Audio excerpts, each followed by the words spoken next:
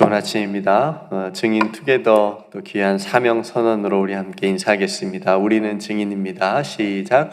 우리는 증인입니다. 우리는 성령의 능력을 얻는 증인, 예수를 증거하는 증인, 함께 자라나는 증인입니다. 아멘.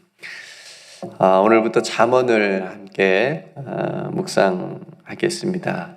지금까지 저도 잠언을 많이 또 있긴 했지만 말씀으로 나누는 것은 처음인 것 같아요. 그래서 아침마다 앞으로 함께 나누는 잠언을 통해서 하나님께서 우리 모두에게 지혜를 주시기를 간절히 소망합니다. 오늘 1장 앞부분을 함께 읽었는데요. 1절을 시작하면서 다윗의 아들 이스라엘의 왕 솔로몬의 잠언이다 이렇게 말합니다.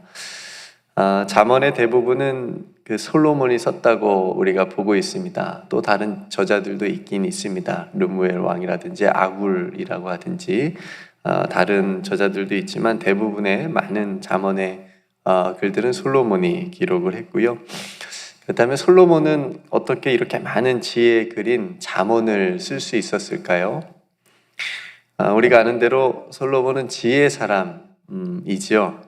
왕이 된 솔로몬이 하나님께 듣는 마음을 구합니다. 예전 개역 개정 전에 개역 한글판이었을 때는 지혜를 구했다. 이렇게 번역이 됐는데 정확한 번역으로 이제 개정이 돼서 그것이 이제 듣는 마음으로 이제 개정 번역이 됐잖아요.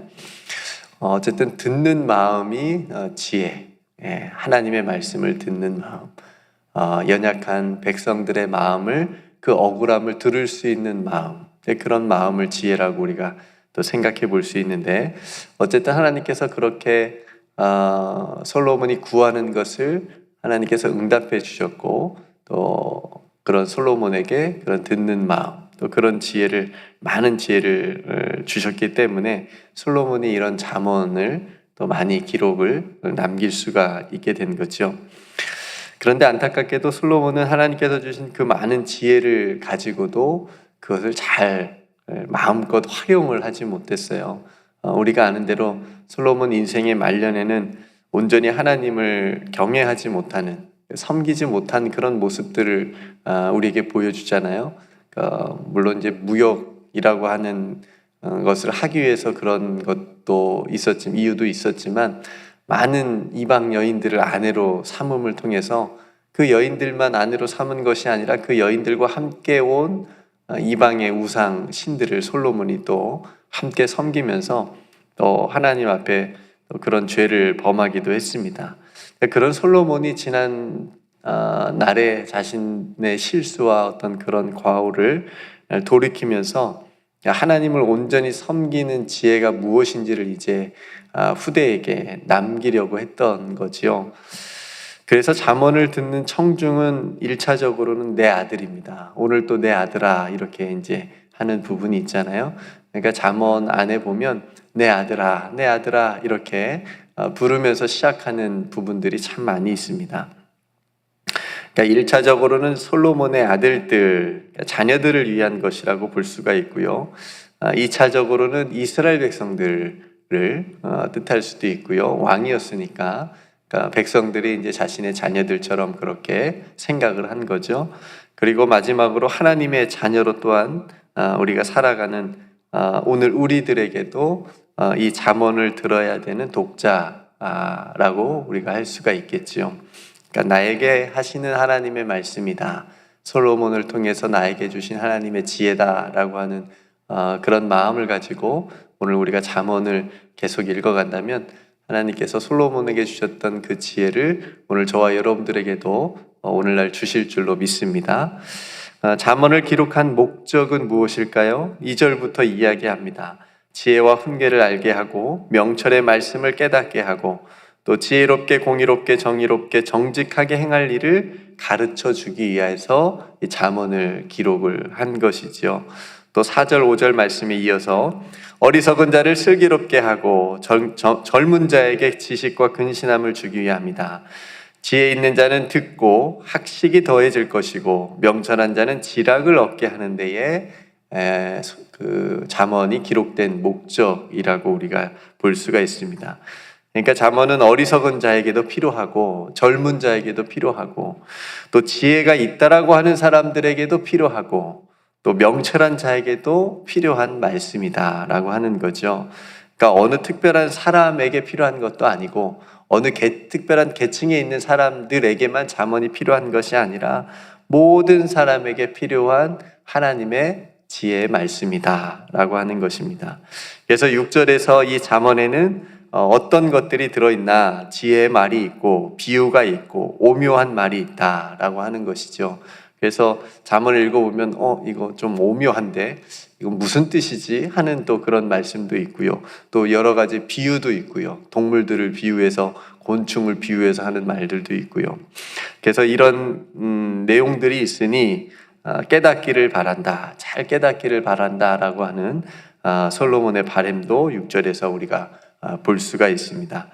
그래서 아무쪼록 새벽에 이런 잠언, 특별히 말씀을 통해서 하나님께서 주시는 지혜로 우리가 명철의 말씀을 깨닫고 하나님의 말씀을 들을 때 우리가 저 말씀은 좀 어렵다 하는 말씀들이 깨달아지는, 그래서 우리들의 삶이 공의롭고 정의롭고 하나님 앞에 정직한 그런 삶이 더욱더 되어지기를 주님의 이름으로 축복합니다.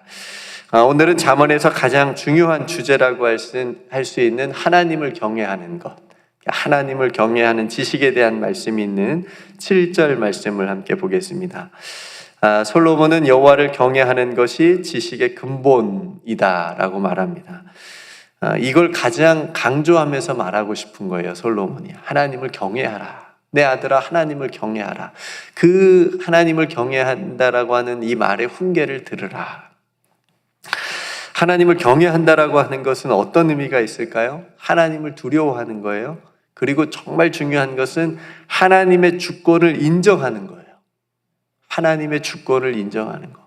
내 삶을 붙들고 있는 하나님의 주권, 내 삶을 인도하고 계시는 하나님의 주권, 그죠?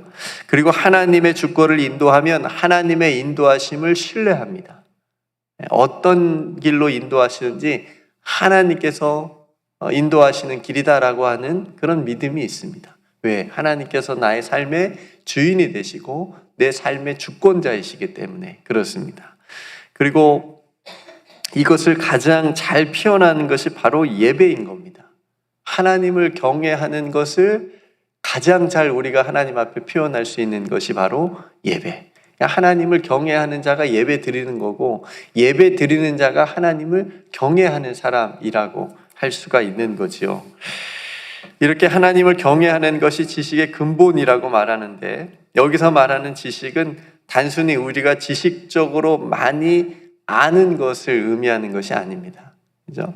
지식적으로 박사학위가 있다고 해서 하나님을 더 많이 경외하는 것이 아니기 때문에 그렇습니다. 오히려 더 거부할 수 있어요. 그죠? 많이 알물 통해서. 그죠? 예전에 어른들이 하는 말 중에 저는 안 들어봤습니다만 헛똑똑 들어보셨나요? 헛똑똑하다 이런 말이 있었습니다. 무슨 뜻이에요? 많이 아는 것 같은데 정작 알아야 될 것을 모르는 거예요. 그죠? 지식은 많은 것 같은데 정작 정말 알고 있어야 되는 것을 모르는 거예요. 이걸 헛똑똑이라고 얘기를 합니다. 그러니까 성도 여러분, 우리가 세상 일에는 조금 헛똑똑해도 괜찮아요. 그죠? 우리는 모든 일에 전문가가 될 필요가 없어요. 모든 일에 우리가 지식을 다 가질 수 없어요. 그죠? 그러니까 어떤 분야에 있어서 내가 모르는 거 있으면 그 분야 잘 아는 전문가에게 가서 물어보면 돼요. 약은 약사에게 가서 물어보면 돼요. 그분은 그걸 위해서 알려주기 위해서 공부를 그렇게 많이 한 분이에요. 그죠? 치료는 의사에게 네. 그죠? 공부 얼마나 많이 했어요. 의사 선생님 분들 가서 그냥 치료 잘 받으면 돼요. 그죠? 그러니까 우리가 모르는 분야인데 우리가 마치 다 알고 있는 것처럼 이 약은 여기에 좋대, 이 병은 이렇게 치료하는 게 좋대. 너무나 많은 또 그런 또 말들이, 그런 지식들이 또 요즘 세상에 많잖아요. 그러니까 잘하는 전문가에게 가서 서로 도움을 받으면서 우리가 살아가면 됩니다.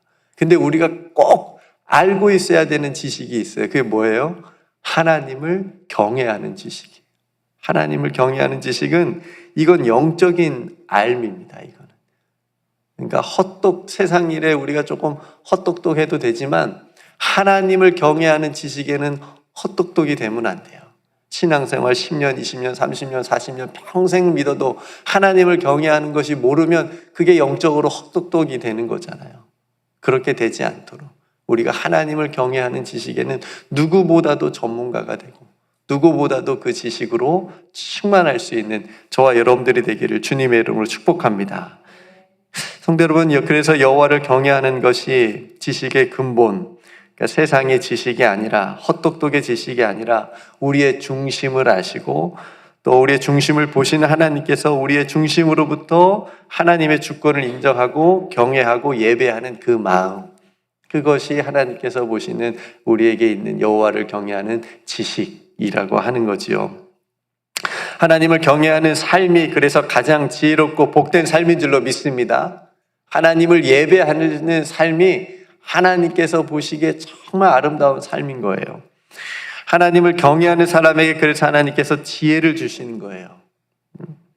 대표적으로 성경에 보면은 하나님을 경외한 사람들의 이야기가 많이 있지만 대표적으로 대단한 사람들이 특별히 제가 한번 생각해 봤는데 모세를 잊게 한 히브리 산파 두 여인이 있죠.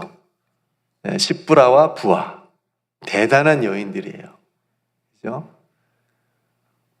애굽 왕 그 당시에 바로의 명령이면 그냥 나는 새도 떨어질 정도로 엄청난 힘과 권세를 가지고 있었던, 얼마나 무섭겠어요. 히브리 여인 중에 아들을 낳으면 죽여라 라고 하는 명령을 받았어요. 당연히 그거 이행하지 못하면, 그거 이행하지 못했을 때에 발각되면 바로 죽음의 목숨인데 이 히브리 두 산파는 그걸 명령을 어겨요. 이 여인이라고 애굽 왕이 무섭지 않았겠어요? 근데 성경에 뭐라고 얘기하냐면 출애굽기에 하나님을 경외했다. 이 두 여인이 하나님을 경외함으로 모세를 살립니다. 죽이지 않아요. 애굽의 바로 왕의 명령을 어기고 하나님을 경외하는 마음으로 생명을 살립니다. 그렇죠? 하나님께서 그들에게 지혜를 주셔서 왜 그렇게 했느냐? 이렇게 묻잖아요. 그죠? 그랬더니 오기 전에 히브리 여인들이 힘이 좋아갖고 빨리 낳습니다. 우리가 오기 전에 빨리 낳으니까 우리가 어쩔 수 없이 살릴 수밖에 없습니다. 이런 지혜를 하나님께서 주셔서 그렇게 대답하게 하잖아요. 그죠? 하나님을 경외하는 이 두 여인에게 하나님께서 지혜를 주심으로 모세를 죽이지 않고 살려. 그래서 저는 출애굽기의 역사는 하나님을 경외하는 이 두 여인으로부터 시작됐다라고 생각이 되어지는 겁니다. 요셉도 우리가 보면 하나님을 경외하는 믿음으로 삶의 어려움들을 지혜롭게 잘 이겨내는 모습을 우리에게 보여주죠. 그죠? 유혹했을 때, 보디발 장군의 아내가 유혹했을 때, 그죠? 뭐라고 얘기합니까? 내가 하나님 앞에 사는 사람인데 어떻게 저 여인과, 나를 유혹하는 저 여인과 동침해서 내가 하나님 앞에 범죄하겠습니까? 라고 하는 말로 그 유혹의 자리를 피하지 않습니까? 그렇게 또 여러 가지 감옥에서도 그렇고 또 왕의 꿈을 이렇게 풀어주는 데 있어서도 하나님께서 요셉에게 지혜를 주셔서 그렇게 푸는 것을 우리가 볼 수가 있습니다. 다니엘도 마찬가지죠. 포로의 신분이었지만 그래서 얼마나 다니엘과 세 친구에게 이렇게 포섭하려고 좋은 것을 다 이렇게 주면서 회유하지 않습니까? 특별히 우상에게 바쳐진 그 바벨론 왕 우상에게 바쳐진 음식들을 어떻게든 먹여서 이렇게 자기 쪽으로 오게 하려고 했는데 NO 하잖아요. 뜻을 정하여 다니엘이 나는 하나님을 경외하는 사람이다. 하나님을 경외함으로 우상에게 바쳐진 음식을 거부하고 하나님께서 주신 지혜로 이 다니엘도 그 바벨론 왕의 꿈을 또 잘 해석해주는 그런 지혜의 모습도 우리에게 보여줍니다. 성도 여러분, 이처럼 하나님을 경외하는 사람들에겐 하나님께서 특별한 지혜를 주시고 믿음을 주시고 용기를 주시는 것을 우리가 보게 됩니다. 그러니까 성도 여러분, 저와 여러분들도 하나님을 경외하는 지혜를 가지고 하나님께서 주시는 귀한 믿음과 용기를 가지고 세상에 나아가서 당당하게 승리하시기를 주님의 이름으로 축복합니다.